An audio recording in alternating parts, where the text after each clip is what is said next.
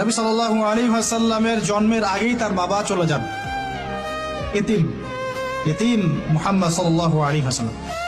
তার মা আমিনা 6 বছর বয়সে ইন্তেকাল করেন। সিচুয়েশন বুঝতে পারছেন? 6 বছর একটা বাচ্চার বাবাও নাই মাও নাই।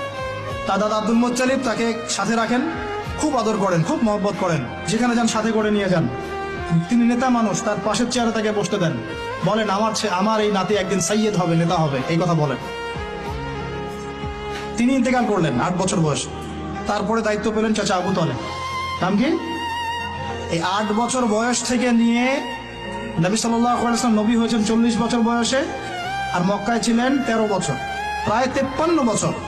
প্রায় 53 বছর পর্যন্ত, 8 থেকে 53 বছর পর্যন্ত এই যে লম্বা সময় চাচা আবু তালেব নবী সাল্লাল্লাহু আলাইহি ওয়াসাল্লামকে পাহাড়ের মতো প্রোটেক্ট করেছেন, পাহাড়ের মতো।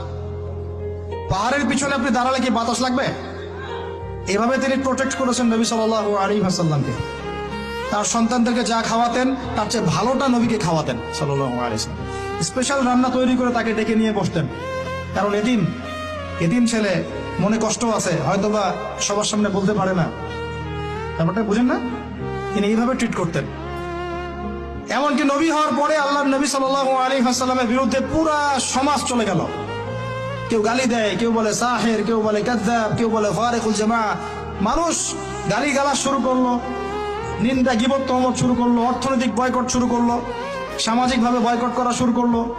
এমন কোনো অত্যাচার নাই যা নবী সাল্লাল্লাহু আলাইহি ওয়াসাল্লামকে করা হয় নাই। বুঝতে পারছেন কথা? এইরকম একটা সিচুয়েশনেও চাচা আবু তালেব তিনি বলছেন, তারা তোমার দিকে আসতে পারবে না দলে দলে যতদিন আমি আবু তালেব দাফন হচ্ছি না মাটির তলে। কথা বুঝতে পারছেন?